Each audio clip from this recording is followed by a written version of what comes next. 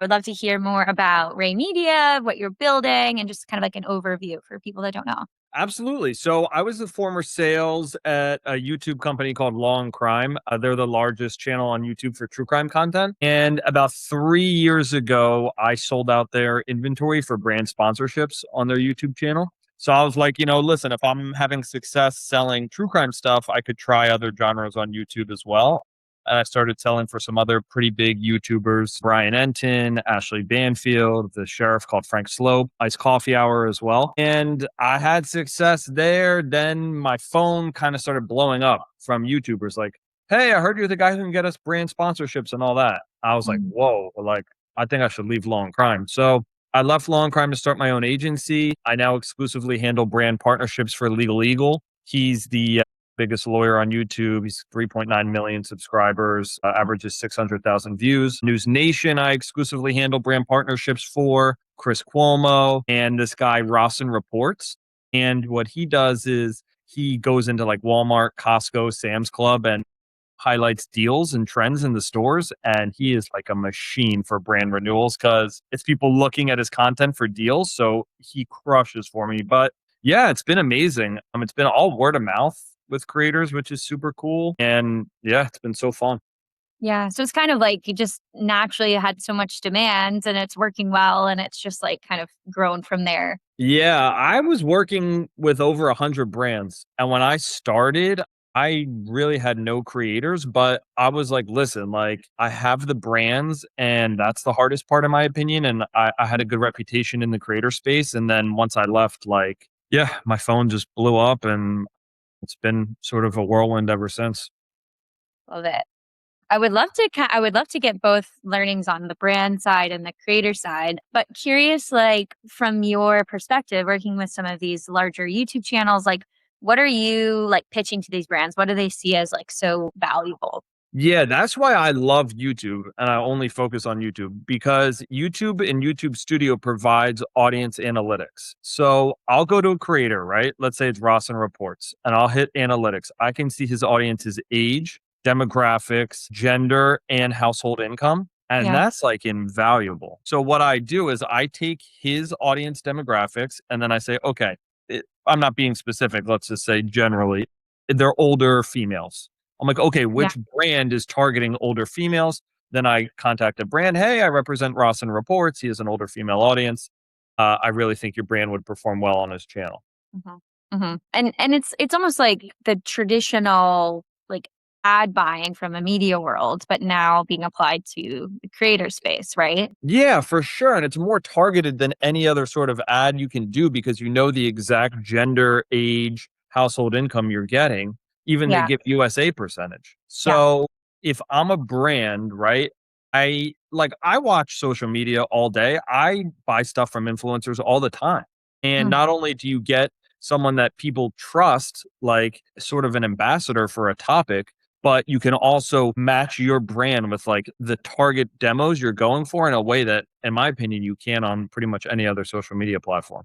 Yeah, yeah, that makes sense. And are you seeing the like correlate like how are you thinking about audience size and how to like measure like what's going to be valuable to the brands, et cetera? Yeah, when I look for a creator to sell for, I have pretty strict criteria, and subscribers is actually not really even something I look for. I can basically look at a YouTube channel and tell if it'll convert for a brand or not. And what I look for specifically is the host's face in the thumbnails. They upload at least once a week. The Hmm. views are consistent. And then for me, from a brand sales perspective, I love if the gender skews either mostly male or mostly female. Yeah, interesting. So it's interesting to hear that subscribers don't play as big of a part as some people think. Nah, it's all about views. Views are king. I won't get specific, but I've had creators I've sold for with 30 plus million subscribers, Hmm. and I have more success selling some creators who have, 200,000. Yeah. Uh, it's just all about engagement rate and then the other things I mentioned. So yeah, views are way more important right now than subscribers are. Yeah, yeah. No, I think that's really interesting. I mean, and it tracks with what I'm seeing with other creators in different spaces. Like again, a niche audience, niche engaged audience is gonna generally like outperform. For sure. I have this college kid who works with me, Anthony Carvajal, he built a custom engagement rate calculator. So what I'll Yeah. do is I'll plug a YouTube channel into the app he built and then see the engagement rate. And then that's another really good indication if they're going to convert for a brand or not. But another reason I went out on my own is because like this stuff works. Yeah. It's not like I'm going and trying to sell a medical device. I'm saying to a brand, advertise on this creator and you will get conversions. And my roster, like I only pitch creators that work. If I test enough brands and the creator doesn't work, like I'll drop the creator because it's just like it's not fair to the creator's audience, it's not fair to the brand and my time. So anyone Yeah. I pitch is going to work for the brand. It's really cool. Yeah. Yeah. No, it's super awesome. Do you think of it as like chicken or the egg in terms of I find the right creators and then I'll find the right brands, or do you like have brands in mind when you reach out to creators in terms of like, oh, this is a good alignment? Yeah, both. Like right now, I'm working with a brand chapter Medicare, and they're looking for an older audience, obviously, because they're doing Medicare stuff. So actually, I will try to source some older creators for them. But typically, it's more so get the creator and then match them with one of the over 100 brands I work with. Yeah. But it's like you've built this like Rolodex of brands you know you can reach out. You've built this reputation of I have great creators that convert, and then therefore that relationship is a bit easier. Exactly. Yeah. Like if I get a new creator, the first thing I'll do is look at their audience demographics. And then I'm like, Yeah. great. I know this brand, and this brand will fit well on this channel. Yeah. No, that's super cool. I'd love to hear like how you think about packaging sponsorships, especially if you're kind of thinking like more long-term relationships as opposed to just like one-off ad placements and yeah, like anything you're learning in that space. For sure. So the YouTube algorithm is finicky. Like you could get one video that gets a million views and the next get 50,000. So when I'm doing an initial sponsorship test, I want the brand to test on at least 3 videos. I think that gives the creator and the brand the best chance to measure success. And typically, like I'll tell a creator, like do one added value video. Like if you hit a brand's KPI, they'll typically renew for a long time. And you're giving up, let's say, one inventory spot for free. But if you get a renewal that you weren't going to get if you didn't give up that inventory spot, it's worth so much more money. Like I'm a big component on typically doing 3 videos test and then maybe one added value just to really try to get a renewal. So it's like going above and beyond kind of what they're kind of looking for. Yeah, a lot of brands have a set KPI of what they need to acquire a customer at in order to renew. And I'm just like, if you're not going to hit the KPI in the first 3 videos, why not do a fourth to get that renewal? And then if you get a longer term renewal, you do more video spots, you're more likely to hit the KPI because you have more chances of a video going viral.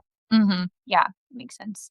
Any other learnings, I guess, from like work building out these more like long-term relationships between the brands and the creators? It's like I love this because it's very much like partnerships. Like to me, it doesn't feel like sales. Like I get these brands new customers, we get creators paid. It's like everyone wins. So it's just to me, it's just felt like such a relationship business. And I'm knock on wood betting that AI will never replace like human relationships in that sense. Like I do feel like sales is pretty AI proof in a lot of ways. So yeah, it's just been like working with brands and creators like Shaw from Morgan and Morgan. He's the head of YouTube's marketing. I did a LinkedIn post about this. I held his son at his son's bris. That I'm not getting into specifics of what that is, but that's like my guy. And I've been working with Shaw for man, almost 7 years now. And it's just like these people are my genuine friends. And it's such a cool space. Yeah, yeah, it's awesome. And what is your kind of vision for building RAE Media in terms of like, do you want to own a niche? Do you want to own scale? Like, what do you think it could grow into? I don't want to sound cliche. I want to own Manhattan. Like I want a 200, 300 person office in New York. Like I want it to be the biggest brand sales agency there is. And I feel like the time is right to do it. I feel like not a lot of agencies have figured out how to do YouTube brand sales. There's other agencies in the space, and I talk to those guys every day and we help each other out. Shout out Kevin Kim, shout out Brandon Primeri, but I might have botched Brandon's last name, but whatever. But yeah, it's just feels to me like it's just a couple of us doing it right now and doing it the right way. Yeah, yeah. No, it's interesting. Do you ever like your brands come to you and want more platforms outside of YouTube and you're like, no, we just focus on this, or is that something you're like kind of considering? Yeah, a lot of brands want specific creators we represent Instagram, and we definitely do that. I just right now with where we are don't have the total capacity to sell short form, and it's not really my bread and butter. So it's Yeah. definitely an area I want to try to diversify our revenue stream into, though. Yeah. Yeah. Yeah. Cool. Yeah. It seems like a natural opportunity. But I think like from the B2B side, I don't, are you familiar with AJ Eckstein, Creator Oh yeah, Max? I met Yeah. him in person in New York a couple days ago. Okay, yeah, CreatorCon Yeah. Lab. Yeah, he's awesome. We had been talking about because he's more in the B2B space and for LinkedIn and again this like idea of like long-term partnerships over the long course is something we talked a lot about, but also expanding beyond platforms, right? Like a deeper integration between this like brand and whatnot. AJ, I love him, man. His hustle, like I texted him this. I'm like, he inspires me. Like I think I work hard. I'm like, that guy works. And actually, well, we work with Creator Match. They've done a couple campaigns with Legal Eagle. So yeah, they're great. Yeah, I had a thought. What was it? It was about AJ. B2B, long term. No, what was it? Partnerships.